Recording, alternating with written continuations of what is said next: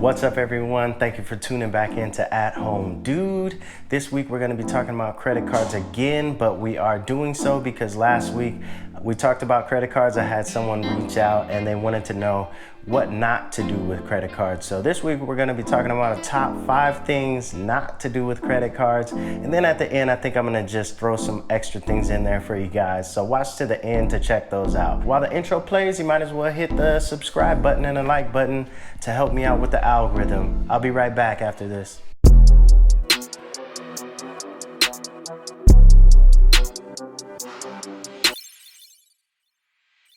Before I start, I just have to throw this disclaimer out there. I am not a financial advisor, so the information you hear here is more so educational and gives you a good perspective on what to do or how to do it. But you definitely want to consult someone who is a professional if you want to make dramatic moves financially. I'm not at fault for the crazy things you guys do, but hopefully you guys are doing good things out there. The first thing I'm going to talk about is just getting a credit card without shopping around. What you don't want to do is just go out and buy the first credit card that any company suggests to you. What you really want to do is shop around, look at the different interest rates. A lot of them are going to be similar, but you might find some that are better. And you obviously want to go with an institution that you believe in or trust in, but also that gives you a lot of perks. A lot of them will have sign-up bonuses and things like that. So you can really get ahead if you find a good sign-up bonus and then you sign up for one that has a good rewards program also. Number 2 is gonna be having too many credit cards. Everywhere you go, they're gonna ask you, hey man, we'll give you 10% off your total purchase if you open a credit card with us. Or I think you've probably seen it on Amazon. Hey, we'll give you $50 off your total purchase. They're all trying to game you up and get credit lines through you. They make a lot of money off of interest. So you don't want to open a credit card or a credit line with every company you come across just to get those short-term benefits. In the long term, you'll have a whole bunch of credit lines open, and eventually it can actually negatively impact you if you have too many credit lines open and they start canceling them because they're not used. So you want to keep that in mind. If you are making a huge purchase, say at Best Buy, it may be in your best interest to open a credit line with them just to get that percentage off. And that would just be in an extreme case where you're buying, I don't know, a really expensive television and surround sound, you're spending, who knows, $5,000 plus, then maybe you can do that. And it will give you a bunch of reward points along with a percentage off of your purchase. But you want to save those opportunities for times where you really are spending a lot of money. Number 3, I'm speaking to you beginners. Not having a credit card or any credit in general. I think everyone should have a credit card these days. It definitely can come in handy, even in situations where you don't have your savings built up as much as you probably should and something goes awry. You can lean on a credit card in extreme situations for emergencies. But also day to day, there are many credit cards that can give you cash back or rewards on specific things. So you don't have to charge everything on your credit card. You can go with a credit card that specifically has a good reward system for gas or for groceries or whatever it is.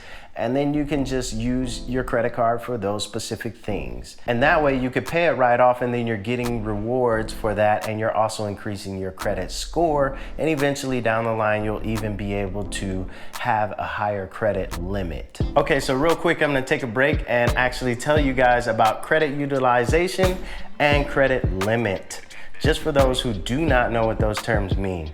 So your credit limit is going to be the total limit that you are offered in terms of credit.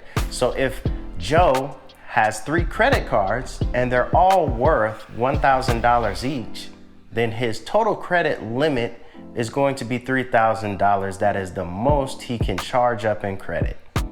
Now, your credit utilization for Joe, if he charges one of his cards all the way maxed out and charges $1,000 on it, then $1,000 is used out of $3,000 total dollars. That is going to be a 33.33 whatever percent, right? So 1/3 of his credit line is used, his credit limit. So that is going to be his credit utilization. It's always going to be in a certain percentage. Now moving on to number 4 is having a credit utilization that is above 30%. So in the case that we just did, Joe used 33%, and that is a little bit on the high side. After 30%, they say that they will start docking you for that. The ideal percentage would be not really above 10%, but if you go above 10%, 30% is the real cap, where after that point, it's not really a good mark on your credit score. Now just note that this is for the end of the month when your bill is generated. Now you may be charged on a certain day that they have the bill, but your bill may be generated several days before that. So if you want to pay your credit card off before your bill is generated, just make sure you give it a buffer of some days and you pay it completely off. That way when they generate your credit for your credit score, they will see, oh, well, this is fully paid off or is less than 10%. We'll give them a thumbs up for this month, right? So you just want to make sure your credit utilization is not too high during that period where your bill is getting generated.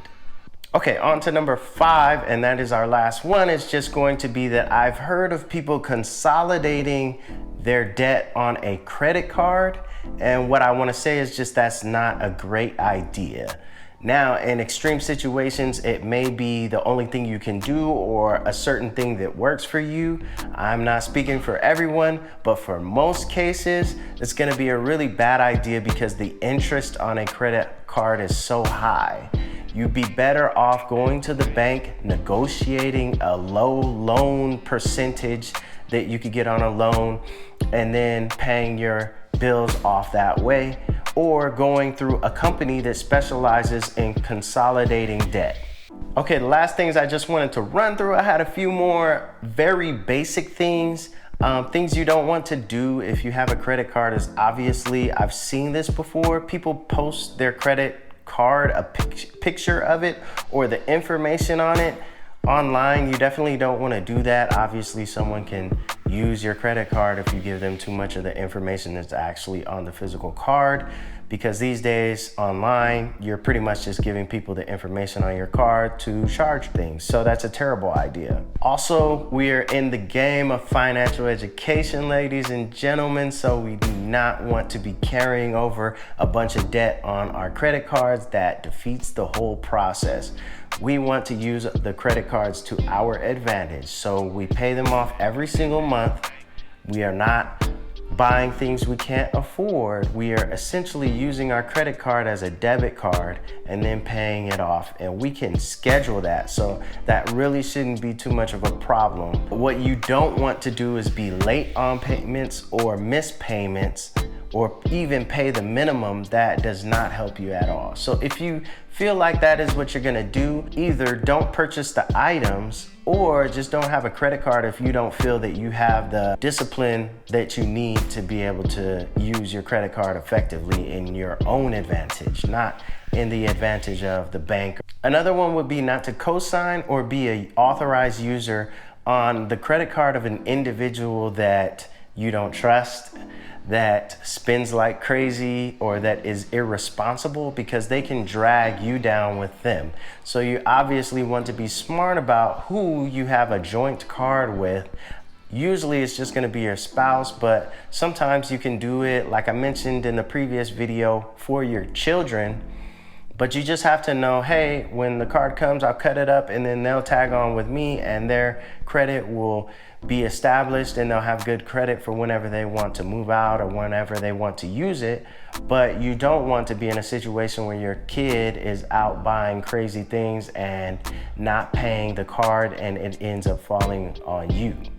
And that's pretty much it that I got for you guys. If you guys have any more questions, I will do videos on whatever you want to know about. I don't know everything, but credit and financial education is something that I'm interested in. So definitely hit me up. Throw comments down there, throw likes down there. I really appreciate it. It helps my video be pushed to more people. That's how the YouTube algorithm works, if you don't know. And we will be back next week. I am out. Bada bing, bada boom. Bada boom.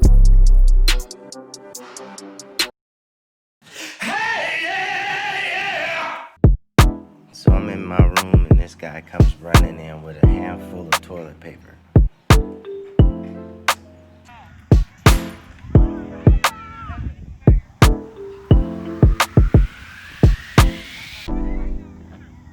Oh,